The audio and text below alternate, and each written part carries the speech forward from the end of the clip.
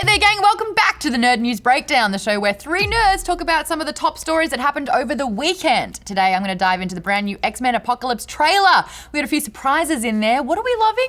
And what kind of troubles us about it? Oh, I'm going to be talking about the mashup of the decade, The Ring versus The Grudge. Ding, ding. Yes, the decade. All right, over in the world of electronic sports, the Electronic Sports League. Nailed it, perfect. The I'm great at that. ESL? The ESL. Yeah. They've just banned a team forever for a sponsorship that they have. Now that sounds a little strange, but this team called Team YP is being sponsored by none other than YouPorn. All right. Their name is YP. YP. Is their name YouPorn? No, they're just... YP. It's Team YP. That could stand for anything. Yeah. That could stand for your peanut.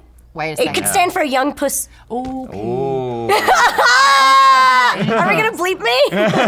No. But the ESL has pretty some strict rules when it comes to sponsorships. No sponsorships from alcohol, drug, or pornographic companies. That pretty much makes sense, especially with who you're working with. It's just gaming. You're not working with an adult industry. This is No a gaming- alcohol, though. No, you can't be sponsored by Bud Light or anything like that. And they're allowed to set up the rules. This is how they enforce it. But, interesting. Team YP is a safe for work gaming brand. They're not going out and like with their dicks out and rubbing on each other. the team, okay. Yeah, the team. They're very safe for work, but they've had this sponsorship since 2014. And now they're being reprimanded. And even when they went out to go and try to change this, because they were in the clear basically for 2+ years, they've still being banned from ESL. Forever. So, the team at the very least. So YP cannot be YP any longer. No more YP. Or no anyone YP. in this group can't just change their name and change their sponsor. No, they have to go. There's a chance that maybe they could join another team, but as of right now, no. So what's the question that you're posing? For me, is it unfair that the ESL has banned this team, even though they were able to get away with it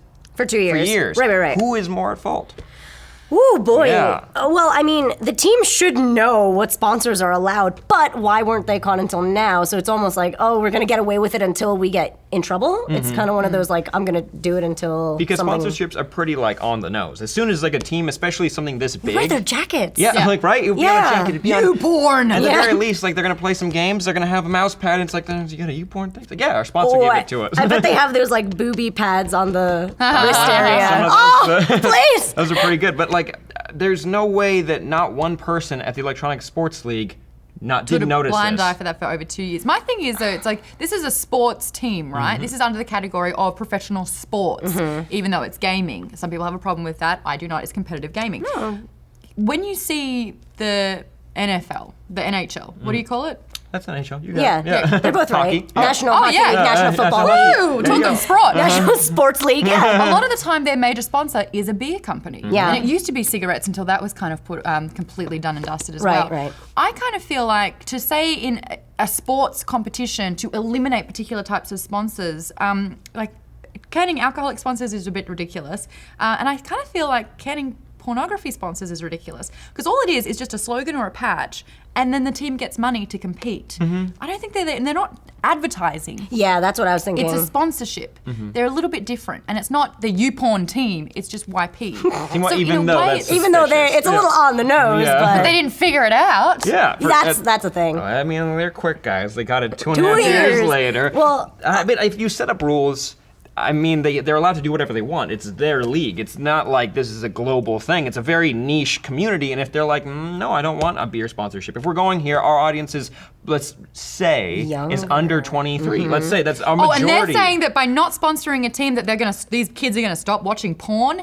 Yeah, right. Yeah, but exactly. But at the end of the day, it comes to saving face. Like, would you want, like, come watch Electronic Sports League. Our top team is sponsored by YouPorn. The other one's Pornhub, and the other one is just is every beer company. Yeah, everyone's favorite. Yeah. What's your guys' final thoughts? Who's in the right here? I would like to know if the ESL was given $1 million prize pool money from YouPorn, would they turn that down? Oh, Christ. It comes down to money. Yeah, it really does. I'm kind of weird about this whole situation because eliminating alcohol, I kind of understand because depending on what country you're playing in or what country your team is from, like the legal drinking age is different. That's true. And esports or gaming in general does kind of cater to a younger audience, so I get it, but it's not like any of the players are under 18, which is, I know, American standards, but none of them are like underage or anything like that. And it does kind of seem It's like not putting children at risk. no, yeah, not at all. And they're not like representing the wrong things necessarily, right? And like porn is like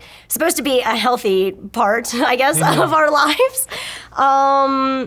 I'm not quite sure. I think I'm going to have to say that it's a little bit unfair to be banned forever, especially if they can be individuals and if they can be absorbed into different teams. I think that should be more than okay. But now they have a stigma, and I don't think other teams are going to take them. True. I think final thoughts are like rules are rules.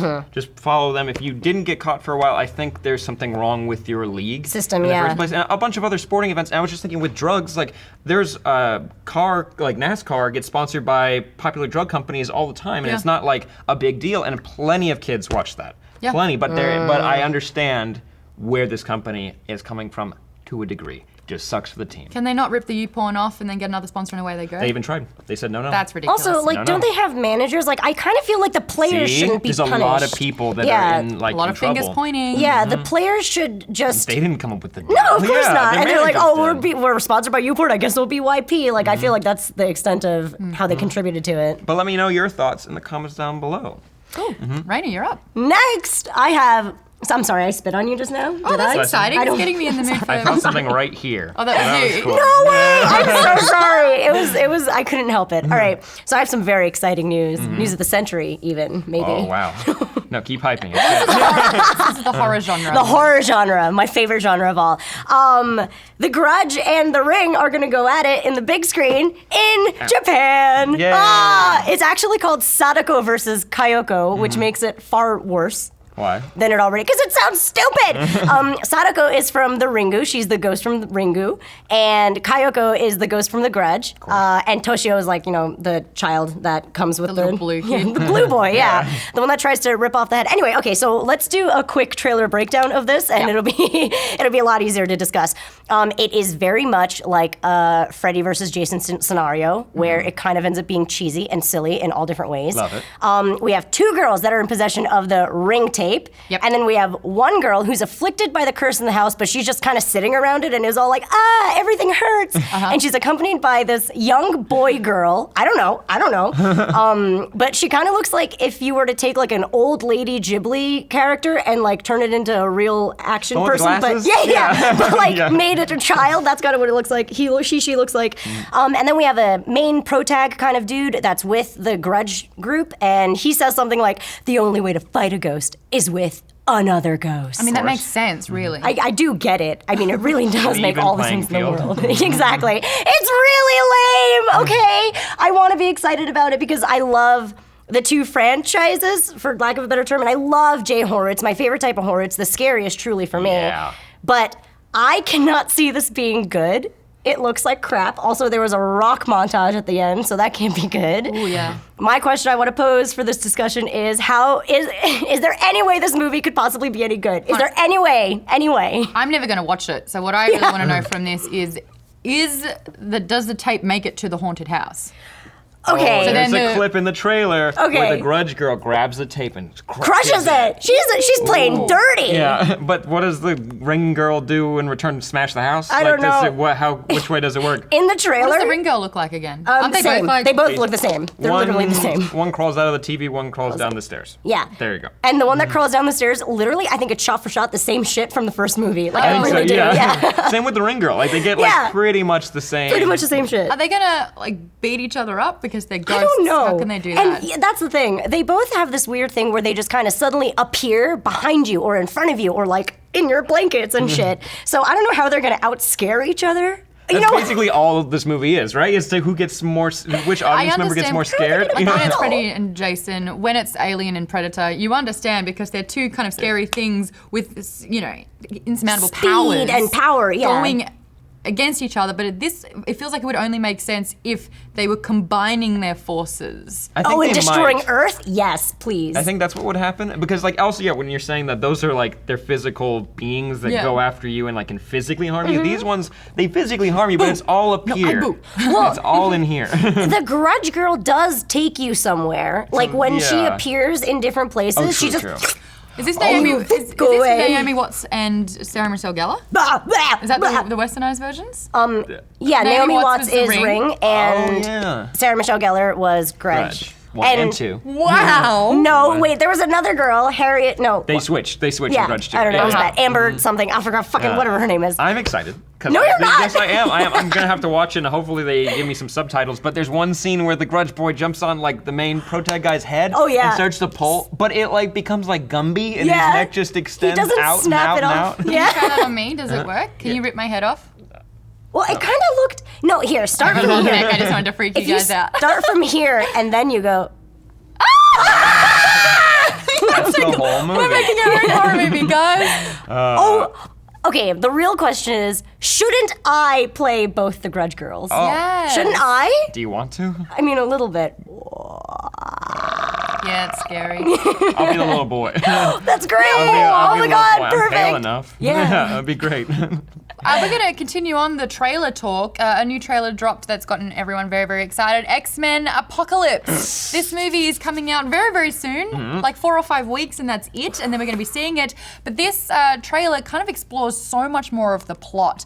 Before we talk about the trailer, it's worth noting that Bryan Singer himself actually tweeted a photo of the Blob. Now, the Blob we did see in a previous X-Men, but everyone's got this fascination with this huge fat guy because he absorbs punches and blows, which is kind of fun. He's fun. He's like a fun villain. He's like big and He's like Snorlax. Yeah, he's like Yeah. a force of nature. But what I liked about this particular shot is that you see him with Angel, and it kind of looks like an X-Men fight club. It really does. I'm so excited about that because if they're pitting each other against each other, and we saw Nightcrawler in there as well, that's cool. Because like in the gym battles in Pokemon, it's like everyone's got a different element, and it's weak against one, but really strong against another. It's all about the It's matchup. kind of like the first X-Men movie where Wolverine is in the cage matches and he like rips the guy's earring out and all Oh, the other ones. Yeah, I forgot about Except for that. now we get mutants, not just Not just people. Canadians. Yeah.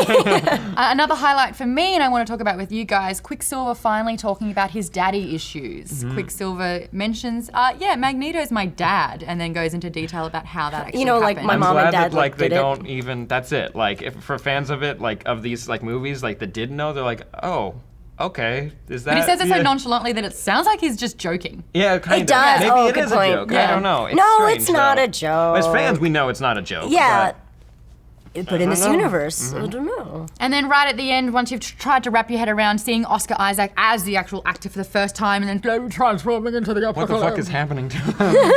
and then establishing Magneto's role again. And Sam, you made a great point watching it. It's the same tired formula for Magneto. Except only with these prequel movies, because it's always like he starts out like he could be a good guy. But he's then it's, kind I of want iffy. more power. But no, like at the end, yeah, it is basically because he doesn't want to feel if he wants to protect his family, whatever the fucking reasons that he comes up with. And then in Days of Future Past, same thing happened at the very end. He picked up the whole baseball stadium and dropped it around the White House. Yeah. That old chestnut. I think he just has too Classic many trope. feelings. Yeah. Like, that's really what it is. So he many wants feelings. so Too many badly to be emotions. so many emotions. He wants to be good, I think, but he's all like, oh, but like this feels better and this makes more sense and I'm so powerful already.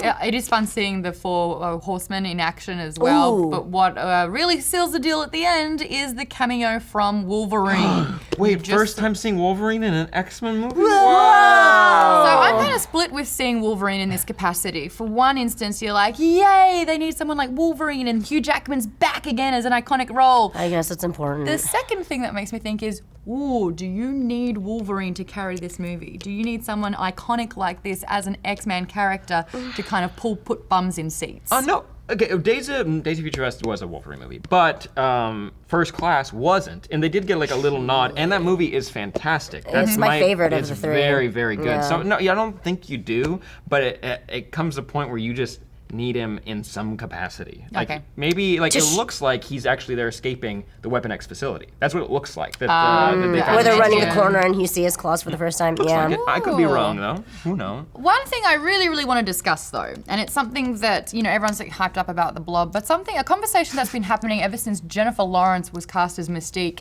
The movies seem to be getting written around her role. So initially we had Mystique's backstory about how she was never accepted.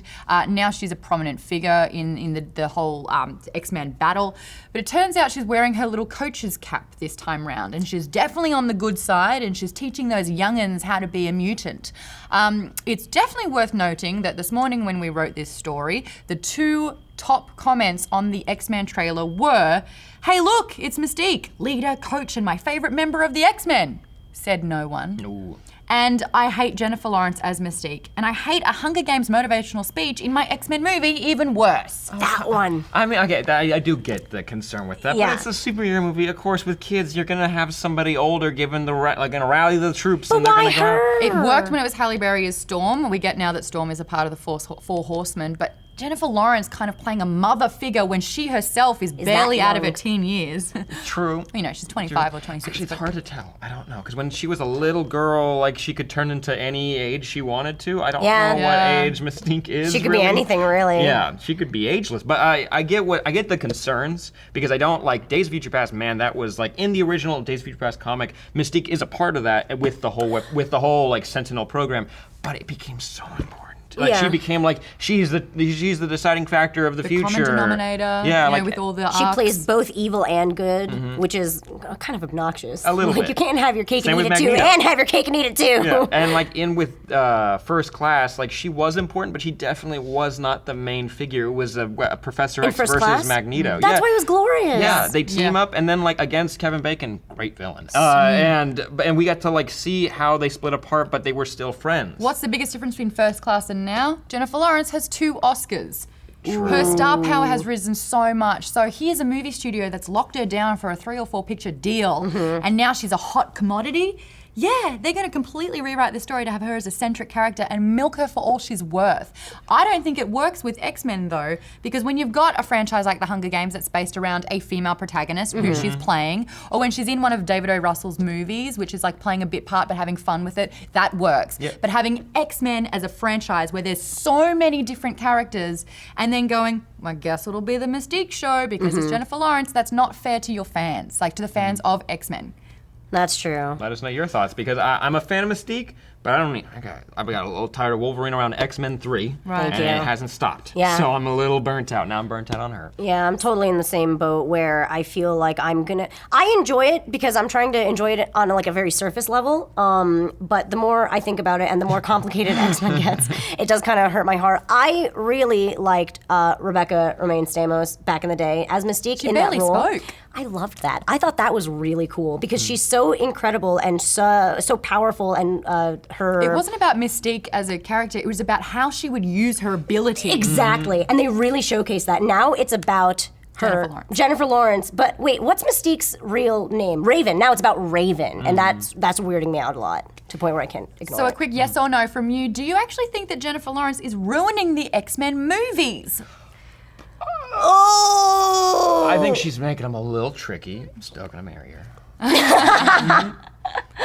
Oh boy, yeah, I have to agree with Sam where I'm like I said, I want to enjoy it so badly that I'm still going to watch it and still enjoy it as a movie, but as an X-Men franchise package, I'm going to be a little sad about it. I think that there's way too many characters to kind of focus on someone like Mystique, and then when you've got a high caliber actor like Michael Fassbender and who's Xavier? James McAvoy. James McAvoy, who always sounds like this when he's upset. But that's high caliber of people to kind of have Jennifer Lawrence as a central character. You can do more. You can do so much more. We already know who Jennifer Lawrence is. She's already going to bring bums into seats. Just make a good movie, That's all from me. So let's rehash those questions. What did you want to ask again? Oh, is there any way The Grudge versus The Ring could be good? No, are these kids, are they getting the punishment a little too harsh? Lee nailed it. So let us know your comments down below. Don't forget to like this video and share. And go check out the final episode of Table Talk on SourceFedNERD with the voice actors from Ratchet & Clank. Matt and I got to talk with them, and it was fantastic. But just don't fret. The show's moving over to SourceFed main channel. It will premiere on May 2nd. And bonus, you'll be getting 4 episodes a week with special guests, so get ready, kids. Woo! And while you're at it, check out the Game of Thrones review show. That should be up right now, actually, on SourceFedNERD. Go check it out now. That's it from us today. We shall see you tomorrow. Goodbye. Because the media always takes the side of women. Always. Always. Oh, it looks like we have a caller on the line. Brother, how do you feel about these whores spreading lies? Yeah, hi. Is this show serious, or are you trolling? Because not only do you come off super ignorant, but there's no way that 37 women would all lie about this to get attention. Oh, I'm gonna stop you right there, idiot. You clearly don't know how gay you sound.